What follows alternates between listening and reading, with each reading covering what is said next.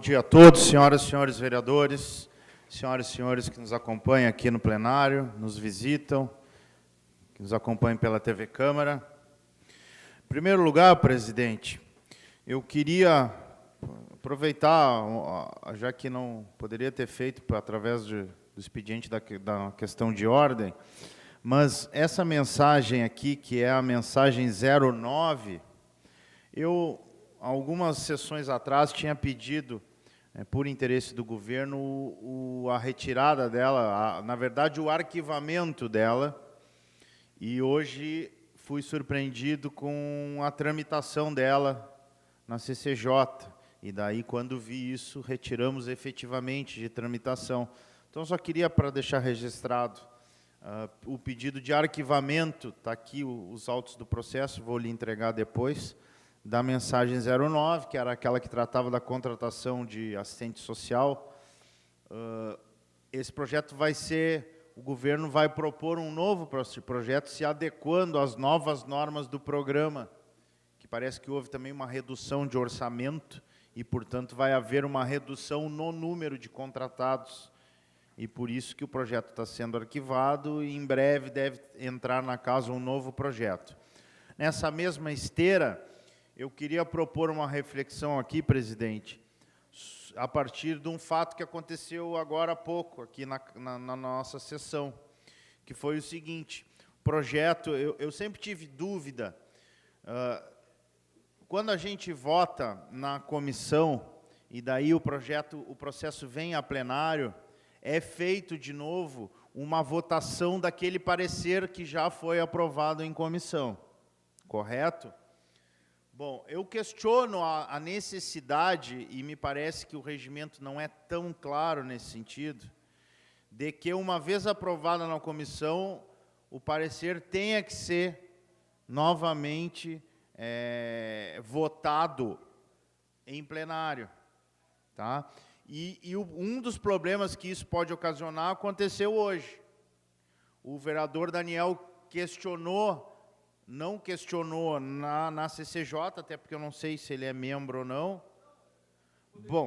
Bom, mas daí ele questionou quando veio a plenário. O vereador Anderson levantou a questão da preclusão, ou seja, como ele não havia questionado na CCJ, não poderia mais questionar, o que me parece razoável. Só que, por outro lado, eu faço o seguinte questionamento. Então, por que ir à votação se o vereador não pode questionar quando ela vai a plenário? Então, qual a necessidade de colocar em votação, se o vereador não puder, em discussão, se o vereador não puder questionar? Por outra questão, se ele não é membro da CCJ, seria o único momento que ele teria para questionar o parecer, embora, né? Então, eu estou trazendo essa questão, na verdade, para nós refletirmos e, no futuro próximo, aí, fugir de futuros conflitos que possam surgir a partir do regimento ou dessa situação, como aconteceu hoje aqui na casa. Então, é nesse sentido que eu queria propor a reflexão, presidente, até porque eu não sou uma pessoa, em termos de processo legislativo, eu estou aprendendo, eu não tenho a experiência que vários outros colegas aqui na casa têm, de anos de legislatura, né? Mas me parece que realmente há uma lacuna aí, né?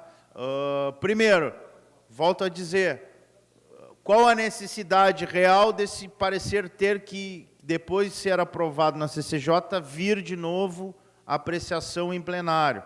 Se já não seria, uma vez aprovado, não abriria a possibilidade de votar o mérito diretamente do processo em plenário. Essa é a minha dúvida. E a dúvida consequente é para esclarecer a controvérsia que hoje houve aqui, quando o vereador Daniel quis questionar a constitucionalidade de um projeto, já na votação em plenário, e o presidente da CCJ disse que ele não poderia porque não havia questionado, o que, sob a luz do direito, me parece até razoável, que o direito tem uma expressão antiga e folclórica até, que é o seguinte: o direito não socorre aos que dormem. Ou seja, se você não questionou no momento adequado, não pode questionar depois. Mais ou menos é isso. E foi isso que o vereador Anderson, com propriedade, quis dizer. Mas, por outro lado, volto a insistir, né, se o vereador não é da CCJ, quando é que ele vai questionar? Né? Ou então, o que aconteceu aqui, ao contrário, por que colocar a apreciação, novamente o parecer, se o vereador não pode questionar? Né? Então, eu queria trazer que é mais um imbróglio aí do regimento, essa questão. Acho que a gente pode pensar numa alternativa de dirimir futuros conflitos.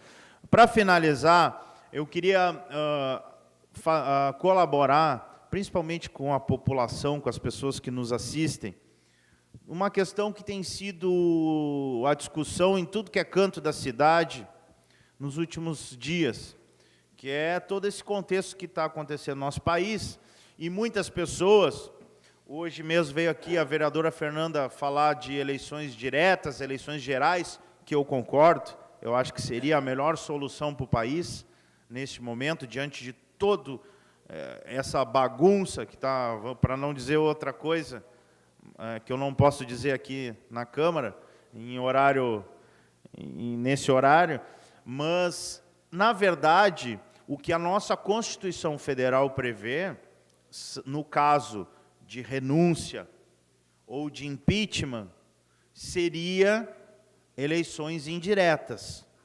Né? Eu não estou dizendo que eu concordo, eu estou dizendo que é o que... eu vou chegar lá. Estou dizendo que hoje é o que a Constituição prevê.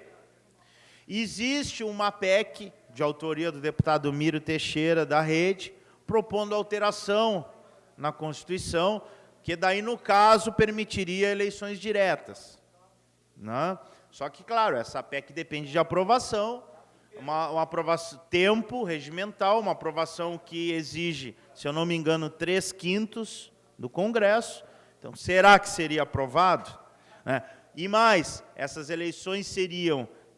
essa PEC, eu não conheço profundamente a proposta, mas seria eleições só para presidente ou seriam eleições para o Congresso de novo? Que daí me parece complicado a gente acreditar, até gostaria, de que os atuais deputados vão acabar com seus mandatos concordando em fazer, nesse momento, eleições gerais. Acho que seria o ideal. Né? O ideal seria que todo mundo renunciasse, mas isso utopia, não vai acontecer. Então, só para esclarecer, hoje o que a Constituição diz é que haveriam eleições indiretas. O que são eleições indiretas? Desculpem aqueles mas algumas pessoas podem não saber do que se trata.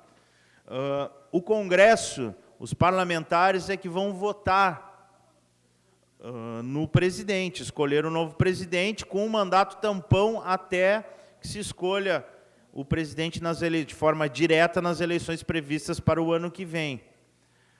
Quem pode ser candidato? Qualquer um que estiver no gozo dos seus direitos políticos, qualquer um de nós, e que tiver filiação partidária 6 meses antes da eleição. Né? Então, por exemplo, claro, no caso de presidente tem que ter mais de 35 anos, conforme a Constituição prevê.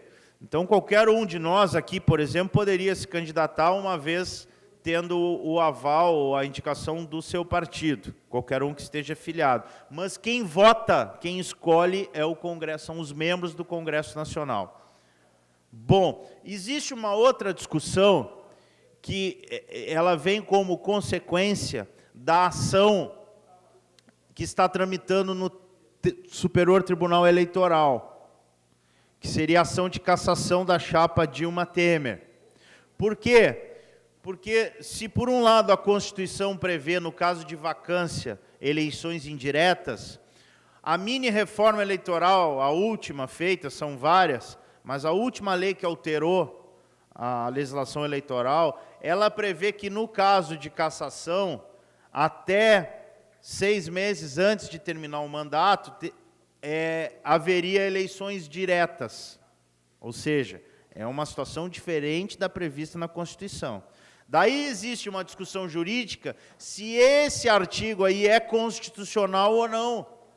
Por quê? Porque a Constituição prevê eleições indiretas. E esse artigo, que é uma lei federal, que na hierarquia das leis está abaixo da Constituição, ele diz o contrário, diz outra coisa. Então, ainda tem a tese a ser superada, e parece que existe um processo discutindo isso, uma ADIM, no STF, que teria que, antes de tudo, se esclarecer isso, se essa lei eleitoral vale nesse ponto, se ela é constitucional. Por quê? Porque se ela for, é fundamental. Porque se ela for, se o TSE cassar e essa lei for válida, daí é eleições diretas. Se essa lei for considerada inconstitucional, daí é eleições indiretas para qualquer caso, renúncia, impeachment ou cassação no TSE. Então, resolvi trazer essa colaboração, porque a gente fala em eleições diretas, e volto a dizer, eu também acho que é a melhor solução nesse momento para o país, e até, se possível, eleições gerais, mas, na prática, o povo, está todo mundo perdido, não sabe o que vai acontecer. Né? Então, pela Constituição, é isso que pode acontecer. Mais provável é eleições indiretas. Para haver eleições diretas, só se for aprovado uma alteração da Constituição, né? Ou se for considerado constitucional, já vou concluir, essa lei eleitoral que diz que no caso de cassação é eleições diretas, ou se houver uma ruptura total da Constituição, se houver algum movimento que, enfim, se decida não cumprir a Constituição e fazer eleições diretas. Né? Então, trazendo esse esclarecimento, eu agradeço a atenção de todos, a oportunidade de poder tratar desse tema e desejo um bom dia a todos.